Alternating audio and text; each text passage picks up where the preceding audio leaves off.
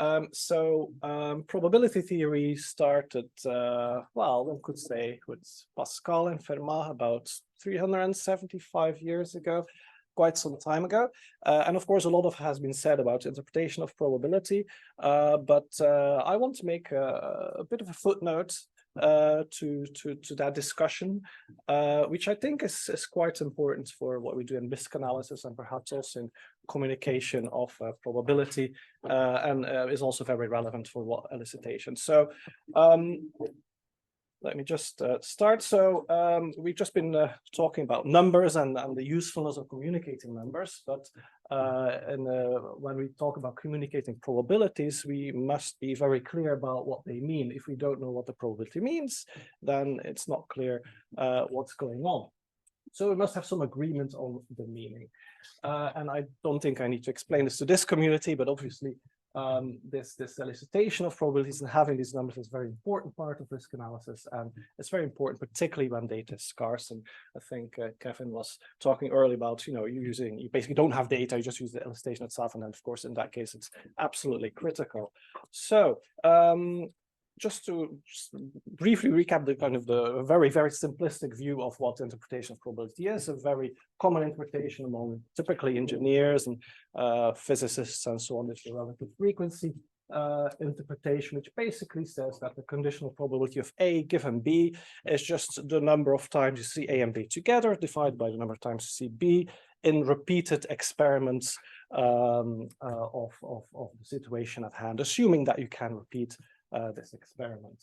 Now, in many cases, you can't repeat experiments. For example, probability of doom that we had earlier, that's not a repeatable event, hopefully. So people have been thinking about how can we prove that, and Di Finetti introduced this idea of batting, and it was adopted by many people, and I think this is the standard, or one of the main standard ways that people go about Bayesian probability and about subjective probability.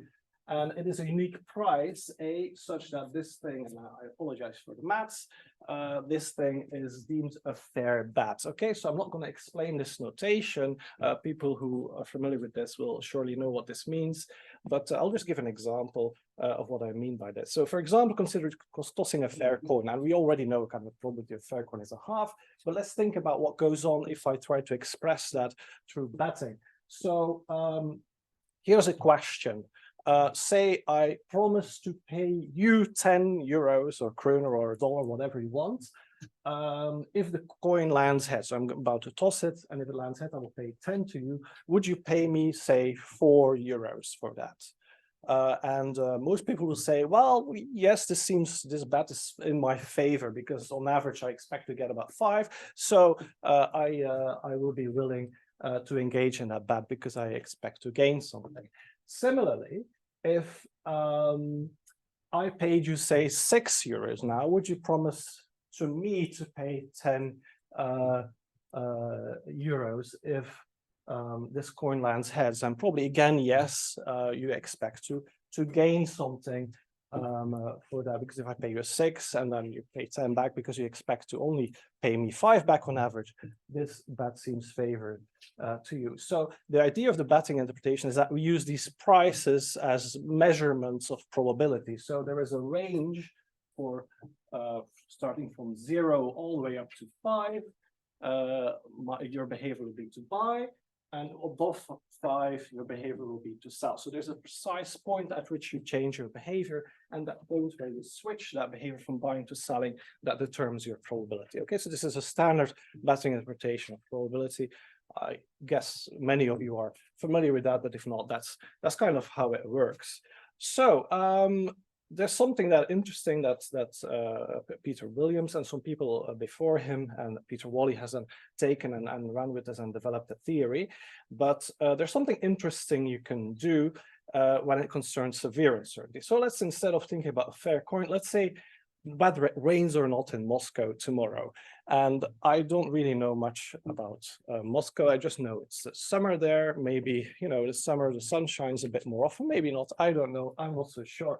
So again, I can ask the same questions, but now because I don't really have much information about weather, I could look at the forecast, of course, and get some information, but so I don't do that and just, off the top of my head, try to come up with some prices, it'd be very natural to have a bit of a gap between buying and selling. And maybe I'm only willing to buy up to €1, and then I just don't want to make any commitment, and then for €8, yeah, I think I will be selling.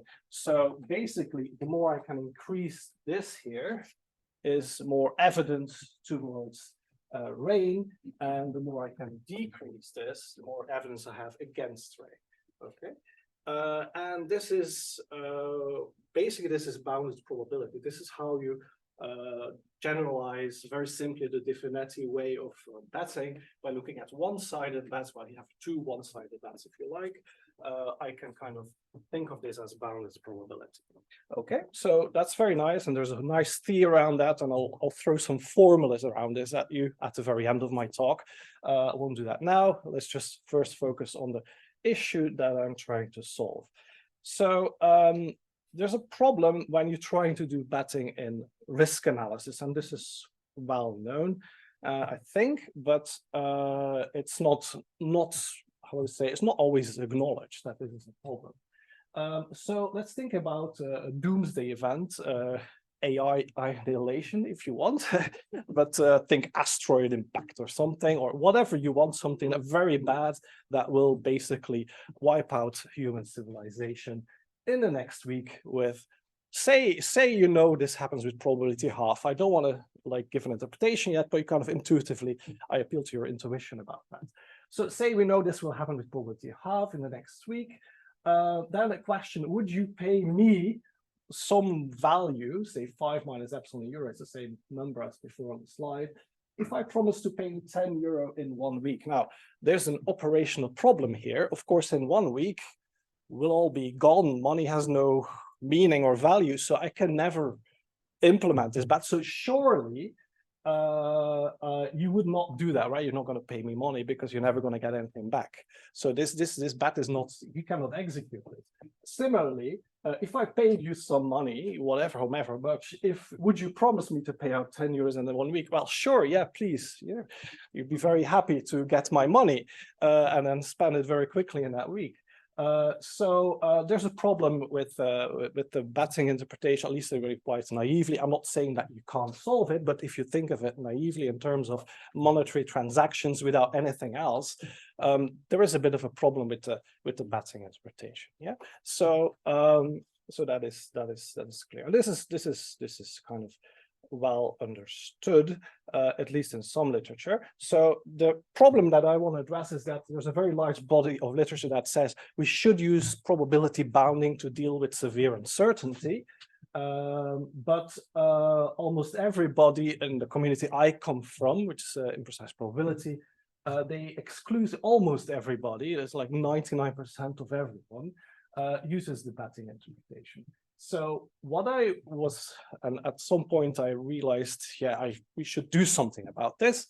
And I want to, in this talk, I want to provide an alternative interpretation and for that. And we'll actually show that's equivalent to betting. That's the mathematical content of my talk. Okay, so let's look at some alternative interpretations. So an interpretation that's been suggested in risk analysis is Lindley's Earn interpretation. So that was my starting point. And in Lindley, the way he set it up is you take your sample space. This is the space of all individual outcomes of your experiment. You think of each outcome as a color, and then you, in order to specify your uncertainty about the outcomes, you basically specify an urn and with colors that are taken from omega, yeah, from your sample space. And then you basically state by specifying an urn with certain numbers of balls of different colors, you basically say that your uncertainty about the real world, about this omega, is equivalent to your uncertainty from drawing one ball from this urn. Okay, so it's just a tool using the urn as a standard for measuring your uncertainty. Okay, so that's the idea. And of course, that removes the betting. It's clearly subjective. Different people can have different compositions. That's fine. And of course, since we draw this ball uniformly, it's also clear only the proportions will matter. So some examples, for example, if you have heads or tails, I can represent it with an urn containing 9 red balls and 9 blue balls corresponding to heads and tails. Doom, no doom scenario, I picked a different number of balls, but the same, the proportions matter, it's the same thing. If you think about a football match, you can have win, draw, and lose, and you can score your balls and pick the number of balls according to the likelihood that you believe they will happen. Yeah, and by specifying this urn, I have specified my uncertainty about the real world. Now, just a note here is that these urn representations, they're used in elicitation in the panel with Lindley. I think it's just because they're easy to reason with, and that's a note that I make because I think it's quite important to recognize that this is seen as an easy thing to do for expert. People have an intuition about that quite easily, and more easily than with batting, I would argue, in my experience at least, although maybe your experience is different. That's quite possible. Okay, so now some maths. I'm sorry, I have to talk about some maths. So mathematically, how am I going to represent these urns? Since only proportions matter, I'm going to represent them as a probability mass function with finite supports that is rational valued. Yeah, and that represents the urn. I'll give an example of that in a moment. I'll introduce some extra notation. So we need to talk about probabilities of general events. So I will just sum the individual probabilities here, and that of course is just meaning the proportion of balls with color in A. That has a direct interpretation that follows automatically. So additivity of probabilities is trivial. That follows automatically from the interpretation. And conditional probability also corresponds to a proportion of colors in A restricted to colors in B, also comes out naturally from the interpretation. So the rules of probability, they just appear automatically. And this is one of Lindley's main arguments for using these urn representations, is that the rules of probability are completely natural and they don't require any real work. But you have a similar thing with batting, I should say, but here it's really obvious. So here's an example. Again, we have win or lose. This is my urn as a mathematical representation, just counting the colors.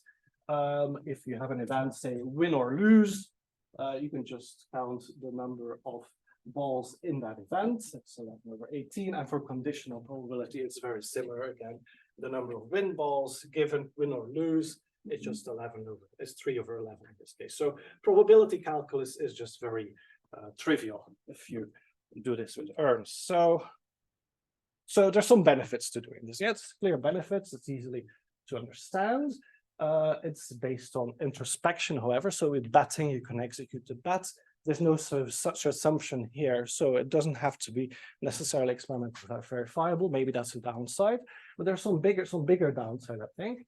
First of all, it's limited to finite omega, and for probabilists, that's a problem. That's an issue. Yeah, we want to look at infinite spaces. Yeah, there's no way we can just be happy with finite spaces. The probabilities are rational valued, so I can't have any irrational valued probabilities. So normal distribution out of the door. There's no full conditional probability measure. You don't have a good idea of a distribution or measure or anything like that. And also, it's hard to specify this urn when you have severe uncertainties. So Lindley says you have to specify a composition, and maybe we can do some bounding to alleviate that. And what I want to do is solve all these problems at once. Can you just ask how am I doing on time? Oh, wait a second. You are basically 11 minutes in. 11 minutes in. Okay, thank you so much. Here's the interpretation. So sorry, here's the math starts coming in. But suppose we're given, you just assume you're given some events A and B, yeah, several of these pairs. And for each of these pairs, I'm going to specify a number. Yeah, so this is a partially specified lower probability. Yeah, it's a bound, a lower bound. I don't care about upper bounds because I can always translate upper bounds and lower bounds, but that's a technical matter. So I'm going to focus on lower bounds only. But I'm not going to, so typically you would interpret these bounds traditionally through batting, but I don't want to do that. So what I'm going to do is the simplest thing I could do is, if I can select, oh, I can't select this. Okay, so it's this formula here. What I could do is simply say my lower probability simply bounds the composition of the urn by looking at this conditional probability that's induced from it. Yeah, so I could impose that as an inequality. That doesn't get you very far, and particularly you'll very quickly see you can't do real valued probabilities with that. Yeah, so that is one problem, and that's why I have an epsilon here. So that epsilon fixes this. Yeah, so I introduce an epsilon, so my urn is only, my bounds determine the urn only up to some epsilon that I can make as arbitrarily small. And then the other trick I have to do, which is unfortunately technical in nature. So you have this thing here. I have to restrict myself to looking, if I want to look at my urn, I have to limit myself to finitely many assessments only at once. It can be as many as I want, but it has to be finite. And the intuitive reason behind that is if I want to, for example, model the normal distribution, I cannot do that via a probability mass function. Yeah, I need a density, but I can approximate it using a probability mass function. But I can only, the way that translates is by looking at finitely many assessments at once. Okay, so that's a technical issue, and I can talk more about that in the questions after if you're interested. So the key thing is that this bound now, this number here that I give for every A and B in some collection of interest, they represent a lower bound on the subject's urn proportion, yeah, or the conditional urn proportion, if you like. And so what is kind of different from Lindley here, very different, is that this urn Q, this rational valued probability mass function, can depend on the choice of epsilon and my choice of a finite set of assessments that I do. Okay, so and this is a mathematical trick, and it's possible to simplify that using non-standard analysis, but I'm sure that would be a bit going too far for this talk. But yeah, so this is basically a trick to make things work. And then we can do things. For example, I can, for every epsilon and finite number of assessments that I have, 2 minutes, yes, sure. I can construct a set of urns that is compatible with this interpretation. And then I can, of course, for example, for consistency, if I give some bounds, I want this set to be non-empty. Yeah, if this is empty, my assessments are conflicting. I cannot find an urn that is compatible with them, and that's not good. So that is consistency. Now you can prove, and this proof takes quite a bit of effort, you can prove this is completely equivalent with the notion of consistency in the Badding interpretation, which is avoiding Schur loss, which I've given here. Yeah, this is the maths I promised to you. So again, I can explain this if you like, but this is a very, very nice result. More than that, if you want to do inference, and I want to find, for example, a lower probability from the assessments, I can just take an infimum over my urns. And again, this is the same as the form, this lovely, lovely formula, which again, I will not explain, which is basically Williams' natural extension, which is the same thing for batting. So I come to the conclusion here. So if I give you my lower probability for rain and Lund tomorrow, then, or if I say this is your probability rather, that means you would pay me up to 7.5 minus epsilon euro if I promise to pay you 10. But I could also say your urn contains at least 75 minus epsilon % rainy balls. And those two things are the same, and they're mathematically equivalent. So one is the dual, if you like, of the other. They're mathematically the same. So it's not just that these look the same. They're the same in a very, very, very, very profound mathematical sense. There is no distinction. So this covers all of standard probability theory. So you can do all of probability theory with probability mass functions that are rational valued and have finite support. Okay, so that is a shock to my probability colleagues, but this is true. You need nats to do it, but that's all you need. And I think another thing that I will highlight here, this is completely constructive. So typical in probability, if you have these extension theorems, you need the ultrafilter principle or Hahn-Banach or the axiom of choice. This is not necessary in any of the proofs here, which is quite nice. Okay, so main question, how do you make this practical for risk analysis? that's something I'd like to do. Yeah, and I think I'll stop here. Thank you so much. Yeah.